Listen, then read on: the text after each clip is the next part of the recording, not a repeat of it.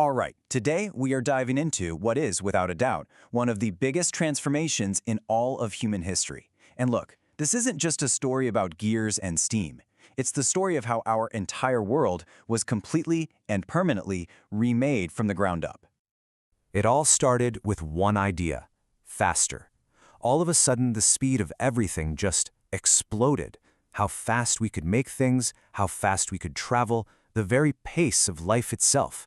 It all sped up in a way that nobody could have imagined. Then, things got bigger. Cities just ballooned, basically swallowing up the countryside around them. Factories shot up, completely dominating the skyline. It was like the scale of what humans could even dream of doing just blew up.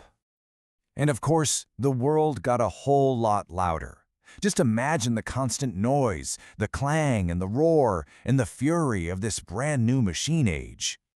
And that right there, that's really the core of it. See, this wasn't some slow, gradual change over millennia. No way. This was a revolution. The world changed more in a couple of generations than it had in thousands of years before. It was just staggering. Okay, so to really get just how massive this shift was, we've got to take a step back. We need to look at the world before all the machines. A world that was, for the most part, quiet, rural, and powered by good old-fashioned muscle.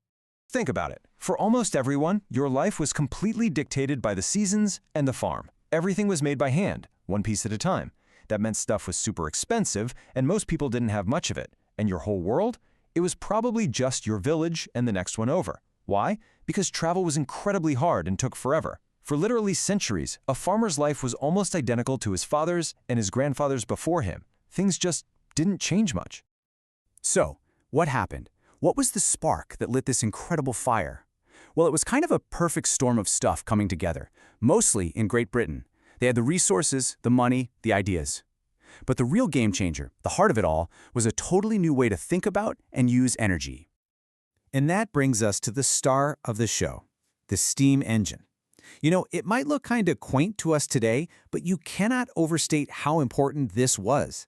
This single machine was the engine, literally, of the entire revolution. It completely rewrote the rules about how we use energy and what it means to work. And the basic idea is actually super simple when you break it down. You burn something like coal to heat water. That water turns into steam, you capture the pressure from that steam, and boom, you have powerful, reliable motion. But here's the absolute genius part. Power was no longer stuck in one place.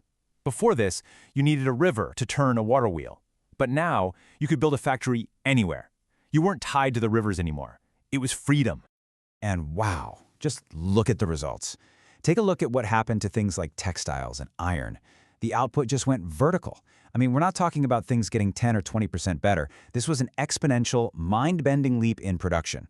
For the first time, one machine could do the work of hundreds of people, and it could do it all day, every day, without getting tired. But all this incredible technology, it came with a huge human cost. It literally pulled millions of people out of the countryside and crammed them into these brand new, sprawling environments. This is the birth of the modern city, and it changed society forever. I mean, just let that number sink in for a second. 800%. This wasn't a trickle, it was a flood. Millions of people abandoned the only life they'd ever known for the promise of a job in a factory. And cities, places like Manchester, London, New York, they just exploded in size at a speed that was totally unprecedented. And inside these booming cities, society basically split right down the middle. You had this brand new middle class, the factory owners, the entrepreneurs, the investors, and they were making an insane amount of money. And then you had everyone else, the massive new industrial working class. They were the ones whose backbreaking labor was fueling this whole system, and, well, their conditions were often just brutal. The gap between the haves and the have-nots wasn't just a number. It was something you could see every single day, right on the street. It was a chasm. For most of the working class, life was incredibly tough. I mean, grim is the word for it. You're talking about 12, 14, even 16-hour workdays. The factories were packed with dangerous machinery, and there were zero safety rules. And kids. Child labor was everywhere. It was just a normal part of the system. This wasn't just a hard life. It was a recipe for conflict. And it's exactly where we see the first real push for things like workers' rights and major social reforms. Okay, but the revolution didn't stop at the factory gates. That same incredible steam power, they put it on wheels to make trains, and they put it in ships. And by doing that, they didn't just change cities, they changed the entire planet. And just look at the timeline here. This all happened so fast. First, you get steamships making regular ocean crossings. Then, boom, the first public railway. All of a sudden, a journey that used to take months could be done in weeks or even days. The world was shrinking right before people's eyes. And of course, connecting the world like this had a massive impact on the economy. A factory owner in, say, Manchester could now sell his products just as easily in London as he could in New York or even halfway across the world in India. This was it. This was the birth of the first truly global economy, with these new industrial powerhouses right at the center of it all. So, let's bring it back to today.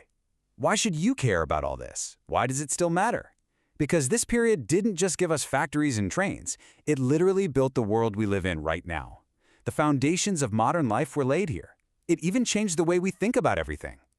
And this is a really big idea to wrap your head around. Before this, ideas like productivity or efficiency weren't really things people thought about in their daily lives. But the factory changed that. With its whistles and rigid schedules, it basically put time itself on a leash. And that feeling we have that progress is inevitable, that technology will always get better and better, yep, that's a mental leftover from the Industrial Revolution. So when we tally it all up, what do we get? It's complicated. It's a real mixed bag. On the plus side, we got mass production, which means we have access to all sorts of goods. We got unbelievable technological progress and a world that's more connected than ever.